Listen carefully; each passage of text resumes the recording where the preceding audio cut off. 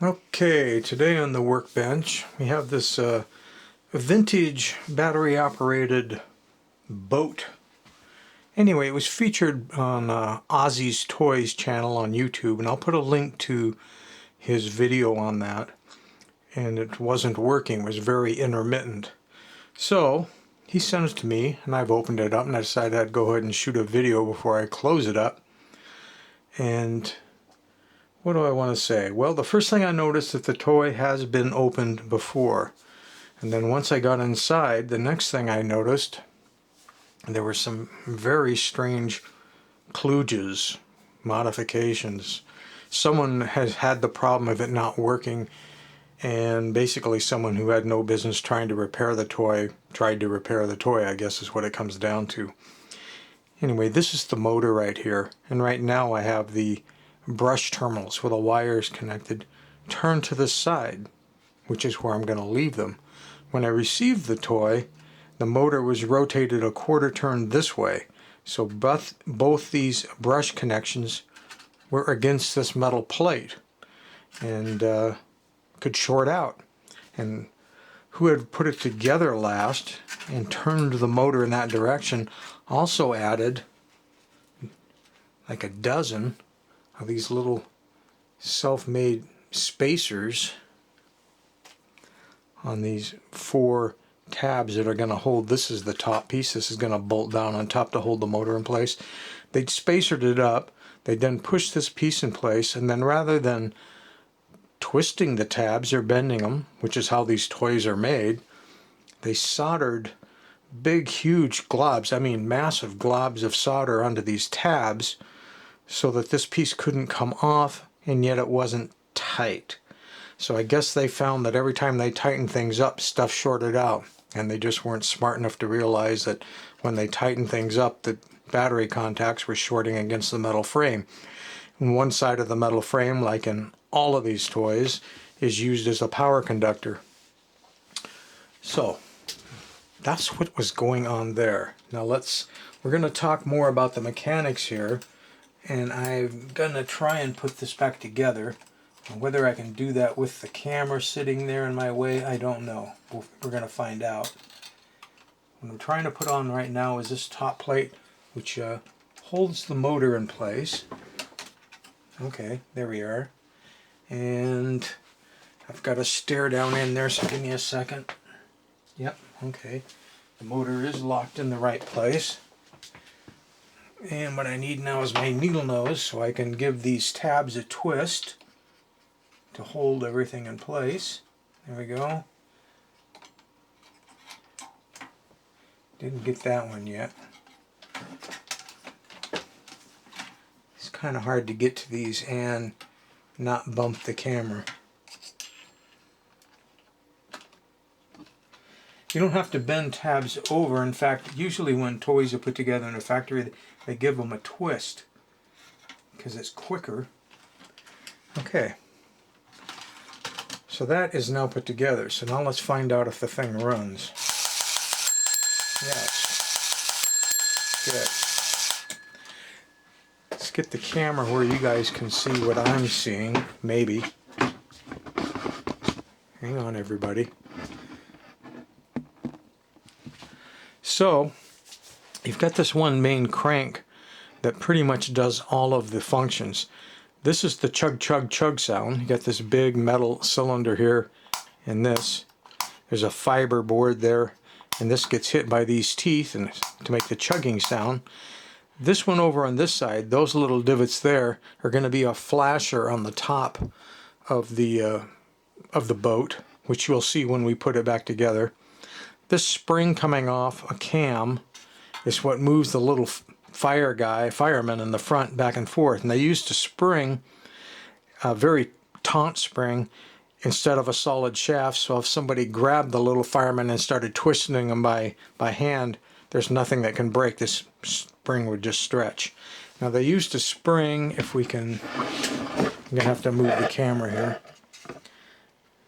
Here we go. See that spring? And this is a cam off that same area. That's what does the rocking. And again, it's a very taut spring. They're not expecting it to do anything spring-like under normal conditions. a piece of fixed linkage would have been ideal. But there's a spring there in case some kid grabs it and starts manually rocking the boat back and forth to try and play with it, I guess, when it's not on. This is where the light's going to be flashing on top.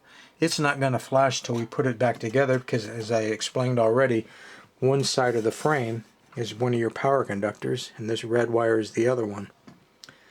And you got your bell here. There's a little cam off that same, everything comes off that one drive shaft. There's a little cam with some small teeth. Yeah, let's see if we can get that. Right there. It hit this lever and pull it back, and when it goes forward, this is on a piece of spring steel, then it can hit the bell. Alright. I'm going to set you guys over here. And we'll see. Let me try to move this. The problem is I have a tripod, and you know how the legs spread out? Me trying to get in close enough to work on something without bumping the legs on the tripod. Okay, so I've got these tabs all along here. Here, here, here, here, here, and on the other side, and they go into slots onto the top of the boat. None of these get bent, but the four on the ends, here, here, and the same ones on the other side, they'll get pushed in and bent, and I need to get something small enough to do that. Either a small drill bit will work, or a really small Allen wrench like this will work. You need something very small and yet very strong. And we need this switch to line up when we put this top on, like so.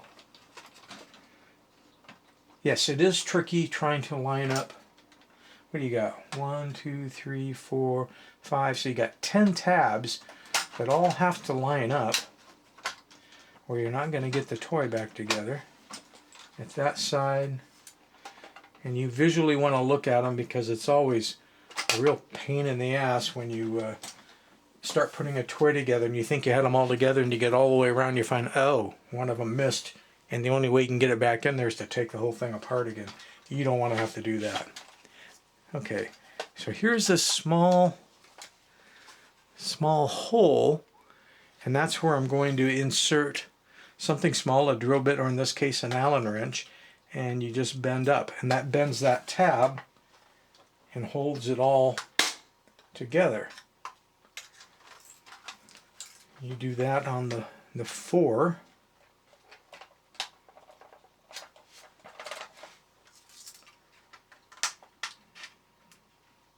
Like so. Alright. So now let's see if we still function. Alright, there's the flashing light, we got the bell. Here's the bump and go drive, and see how the bottom moves in the rocking motion.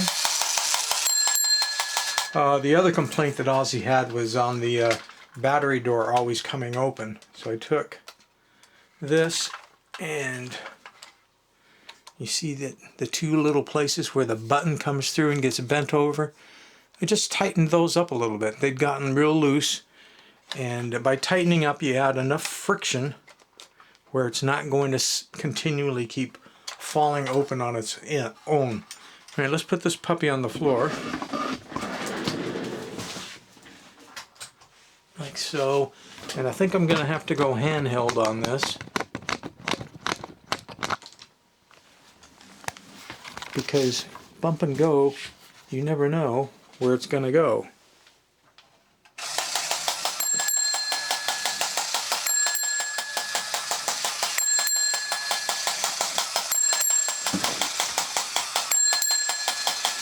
I'm so close you can't see the rocking action when you're looking straight down on something.